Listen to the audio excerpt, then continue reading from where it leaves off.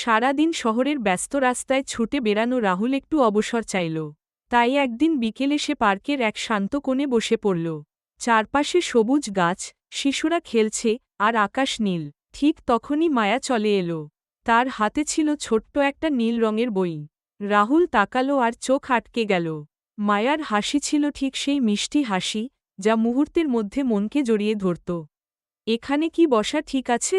মায়া জিজ্ঞেস করল। অবশ্যই, রাহুল উত্তর দিল। কয়েক সপ্তাহ ধরে তারা প্রতিদিন দেখা করতে লাগল। হাসি, গল্প, আর ছোট ছোট চমক, সবকিছু মিলিয়ে তাদের বন্ধুত্ব ধীরে ধীরে ভালোবাসায় পরিণত হল। এক বিকেল, রাহুল সাহস করে বলল, মায়া, তুমি কি জানো, আমি তোমাকে দেখে প্রতিদিন নতুনভাবে হেসে উঠি। মায়া লাজুকভাবে চোখ মুছল, তারপর ধীরে ধীরে বলল, আমিও তোমার জন্য অপেক্ষা করছিলাম, রাহুল। আকাশটা তখন আরও নীল, আর চারপাশের সবকিছু যেন তাদের আনন্দের সাক্ষী।